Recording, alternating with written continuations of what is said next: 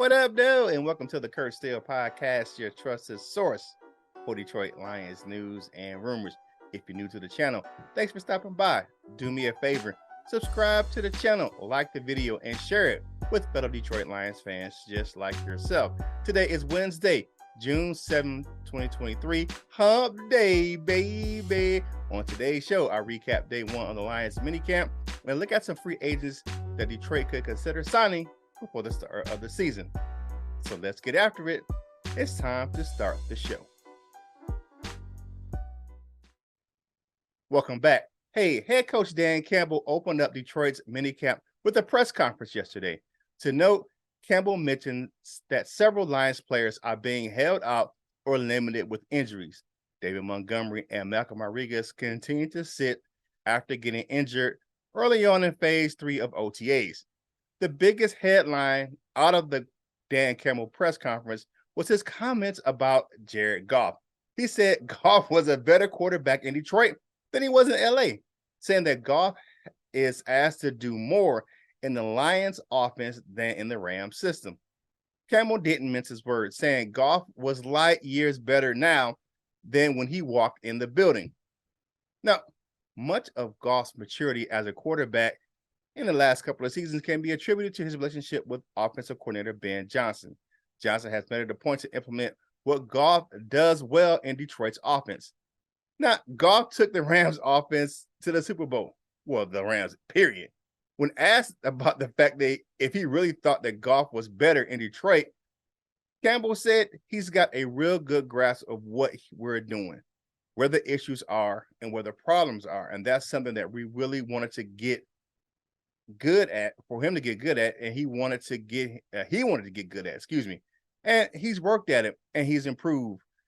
For more of Campbell's comments on Goff, head over to sidelinereport.com, man, and check out the article that I wrote about this concert, about his comments on the press conference. Hey, do me a favor, subscribe to the channel, like the video, and share it. Head over to kurtsteele.com. All of my content is right there on the homepage. The links to it, to my content over at Sideline Report, Yard Barker, and of course, right here to the podcast for Kurt Steele. All right. Now, speaking of Goff, we're going to head into the OTAs. Goff played at the pajama party yesterday. It was better than what it has been in the previous OTA sessions. He was locked in with the receivers and tight ends that he's used to. So St. Brown, Josh Reynolds, Khalif Raymond, Brock Wright, those guys he's has chemistry with is definitely better yesterday than it was in previous days. Now, he's still building chemistry with some of the newer skill players. But, yeah, I know who we got to talk about. J-Mo and Goff timing issues continued in individual drills, but were better in team drill. J-Mo was effective in seam routes, and it was just a better showing from Williams in the actual team drills. Now, I read this article, and it said that some of the issues with Goff and Williams is Williams' speed and athletic ability. It causes a timing issue with Goff because he cannot anticipate J-Mo's movements because he's just faster than any other player that Goff has thrown to. So it will get easier with time, but Goff and Williams did make it a point yesterday to make sure they worked on timing, redoing drills that they did not connect on between reps. So they're still working on it. So it's a work in progress. Switching to the running backs, Craig Reynolds was the first on the running back depth chart with Monty still being out.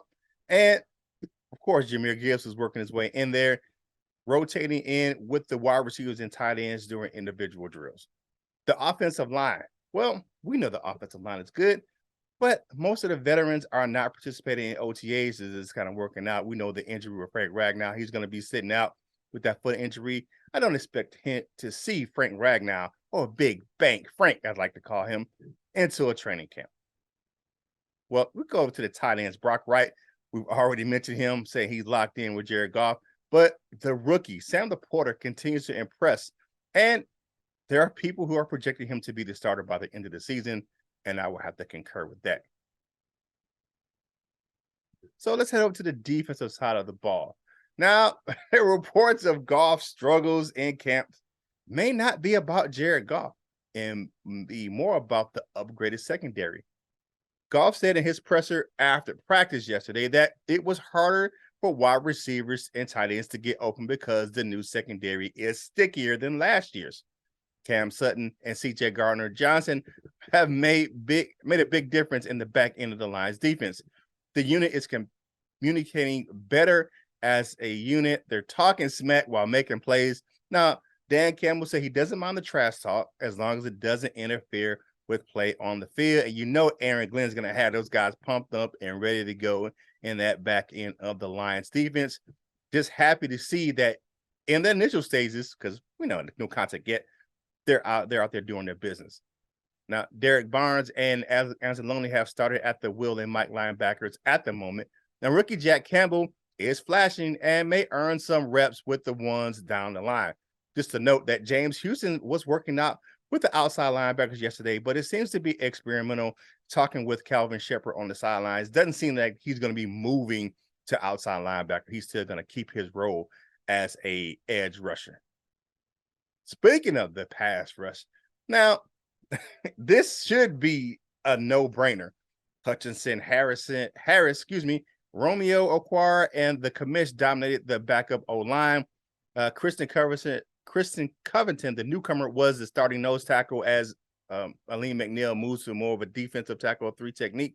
So you're going to have Covington at the nose tackle right now with the ones. Isaiah Buggs is working his way back into the lineup. He sat out last week of the OTA, so now he's kind of working his way back into shape. So look for more Isaiah Buggs coming down the line. Switching over to special teams, man. Riley Patterson won the kicking competition yesterday, and that thing was something to watch. They brought Riley Patterson back on from trade with the Jacksonville Jaguars. Now, Romo has been doing his thing, bombing kicks from 60 yards plus. So the kicking competition is going to be still wide open until really training camp. So let's look out for that. Do me a favor, man. Y'all know what I need you to do, man. Y'all need you to subscribe to the channel. Like the video, share it. Go to kurtsteele.com, man. All of my links for all of my content and all of my social media are right there on kurtsteele.com. Let's talk about these free agents. I recently wrote an article over there on Yard Barker, man, about some free agents the Lions should look at signing before the start of the season. I'm not saying that these are, oh man, the Kurt over there at the Kurt Steele podcast said these are the guys that the Lions should absolutely sign. This is absolutely not the case. These are some guys that may make a difference and may be able to add some depth and some veteran presence on the Lions team. First up is center Brent Jones. Brent Jones, former Alabama player, has spent the last 7 years playing for the Tennessee Titans. The veteran offensive lineman can provide experienced depth at the center position. Pro Bowl center Frank Ragnow announced at his charity event earlier this spring that his injured toe was inoperable, and he would have to pretty much play through the pain probably for the rest of his career. Now, the Lions lost their backup center, Evan Brown, to free agency. He went to the Seahawks because he filled in really, really good for, man, we know, for Frank Ragnow in 2021.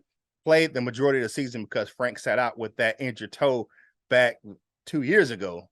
And Brown did fill in last year for Vitae, or, Big V, when he was out with a back injury at the guard position. But you look at it now, he's gone, and Brown's gone, and Vitae's back in the lineup. But if Frank goes down, there's not a lot of veteran presence at the center position. Now, Graham Glasgow, the veteran guard who played in Detroit and went to Denver for a few years, he's back on the roster, but he's coming off injury as well. So Jones could add that veteran depth, like I said, man, and he probably wouldn't cost that much. He's a guy that the Lions could consider signing because he won't break the bank on the offensive line.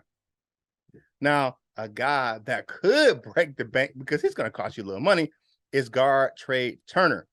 Now, it may be a stretch for Turner to join the roster, considering that Vitae is coming back from injury and Glasgow coming back to the Lions, like I just said. However, Turner would be a significant upgrade over the current veteran guards on the roster. Now, he missed 7 games in 2020 when he was out in LA due to a groin injury. But Turner has an impressive track record. He is a 5-time Pro Bowler when he was playing right down here where I live at in Carolina. So that's one got to keep, watch on. Trey Turner. He played in Washington for the Commanders last season. The last guy I want to look at is a guy that was on the Lions' radar, and we were looking at this, and it's quarterback Teddy Bridgewater. Now, there was reports in April linking a contract offer from the Lions to Teddy Bridgewater. Nothing was completed. Now, Ben Johnson in a recent presser said he's happy with the current quarterback position as far as the backups are right now. But it's worth noting, man. Come on. Y'all know what it is. The Lions backup quarterback room, aside from Jared Goff, or the quarterback room period, lacks experience. It just does. I mean, if you lose Jared Goff, man, it's going to be a world of hurt for the Lions at the backup quarterback positions. Now, Teddy Two Gloves has an impressive record as a starter. You know what I'm saying? It's not great, but it's, he's has a winning record. 65 starts, 33 wins versus 32 losses. Got 15,000 career passing yards, 75 touchdowns, only 47 interceptions. You look at that, it's okay. But it's a significant upgrade for what we have at the backup quarterback position right now. Bridgewater is a highly respected quarterback in the league and will be a valuable addition for in my opinion. I'm not telling you that the Lions should do this, but I think he will be a valuable addition to the Lions quarterback room. Because the current backup to Jared Goff right now is Nate Sudfeld. Now, Sudfeld is only a year younger than Teddy Bridgewater. Bridgewater's 30. Sudfeld's 29. Sudfeld has 37 career passes since joining the league in 2017. Bringing Bridgewater on the team for me would add credibility and to that quarterback room and provide insurance just in case Goff goes down to injury. To read the full article, head over to yardbarker.com and check out all the content I posted over there, but read the full article at yardbarker.com and see what else I had to say about these free agents and why the Lions should sign them. So, once again, man, subscribe to the channel. I'm a part of the Proud Nation family. I was a member of the Detroit Lions and the Proud Forever, man. So, but join the Kurt Steele family, man. It's all one pride right here. It's all love right here on the channel, man. So thank you again for joining me right here on the Kurt Steele podcast. Like the video, subscribe to the channel. Head over to kurtsteele.com. You can find additional content and the links for my content at Sideline Report and Yard Barker, and the links to all my social media platforms, man. Do me one favor, because this is one thing that Kurt always wants you to do. Whatever you do in life, you got to boss up, ball out, and be the best version of you that you can be. This is Kurt Steele, and I will holler at you real soon.